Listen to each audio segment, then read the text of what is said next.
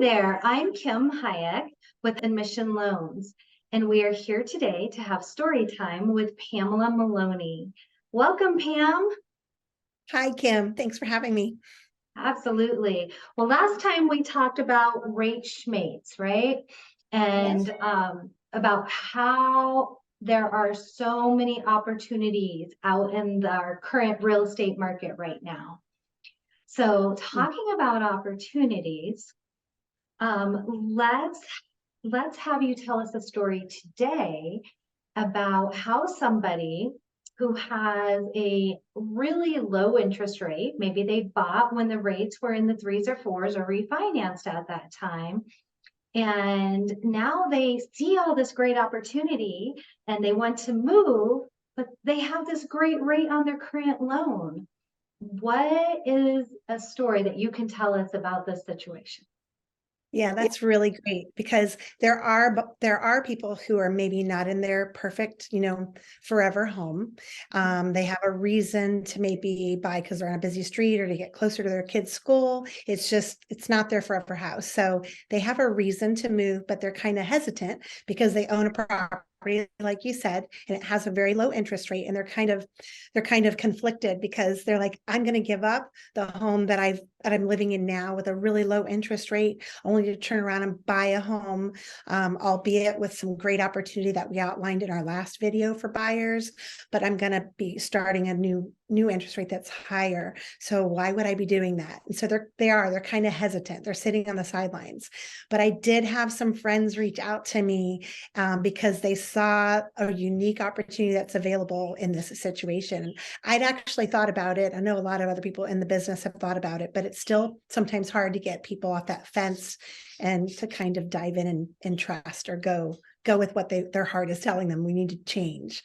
But my friends had a home with a low interest rate, and they said, it's not a perfect home. We would really like to move, but instead of selling it, we're going to keep it as an investor property, and we're going to begin our real estate portfolio. So that was amazing. I was like, you guys are genius. Like, I wish more people could see this opportunity in the market right now. So whether people have been thinking about having rental properties or they never had thought about it before, this might be an opportunity for them to kick off their real estate portfolio, because we know that the fastest way to people to grow generational wealth is through real estate and leveraging, equity and appreciation of the properties they own over time. And I know you can speak a little more to that because you don't have to use a large down payment to buy that second home.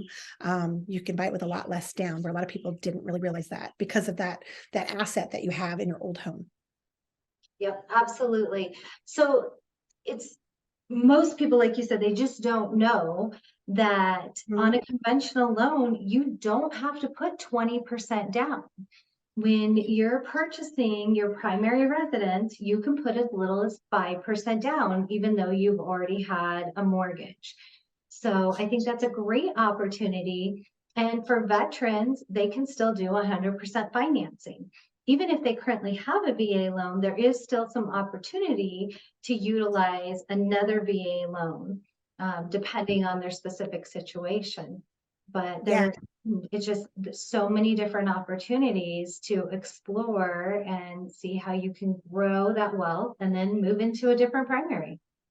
And even more so, a lot of people don't realize when they just buy a rental property as an investor buyer, it's a completely different loan product with a different interest rate that's higher than if it was an owner occupied home where you were going to be, that's your primary residence. So this is just another way to kind of do that. You're going to move into the home that you want, the home of your dreams, using a primary mortgage that you're going to own or occupy with the best interest rate that you can qualify for, and keep that home that you had that used to be your primary residence, convert it into an investment property. You'll probably be able to cash flow it faster because you have a lower interest rate on it. So you probably can rent it for more than your mortgage.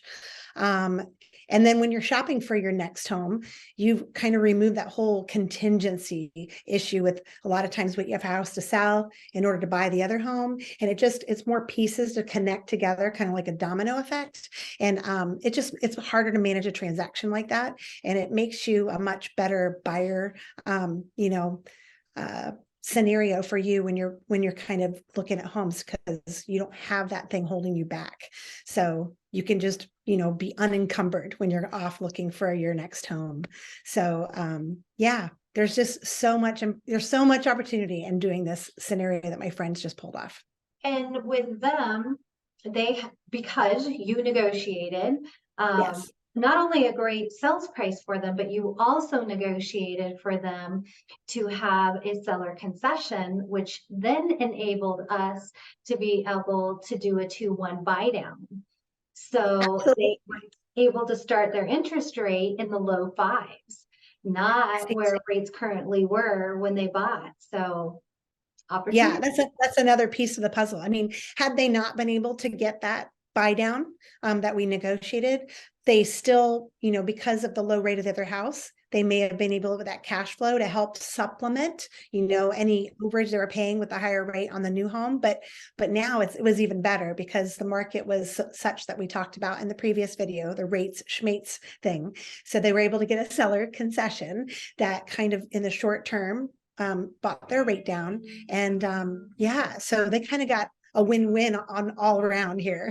So it's just a great thing. So if anybody's thinking about being an investment buyer or starting their real estate portfolio, they should really reach out to me or you and try and explore the options that are in front of them, because every person's situation is different, but we could help them find a scenario that works best for them to achieve their real estate goals.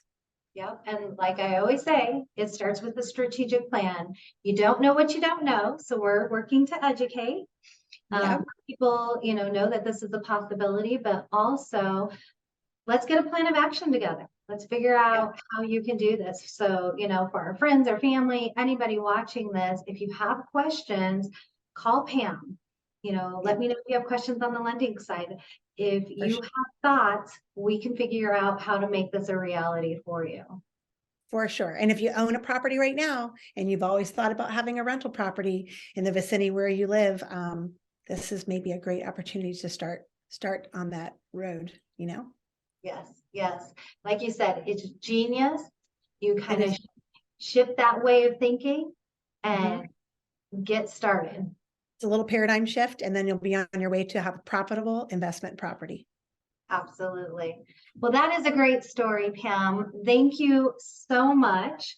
I'm excited for our next story time with Pam. So everybody stay tuned. We will return for another story time with Pamela Maloney.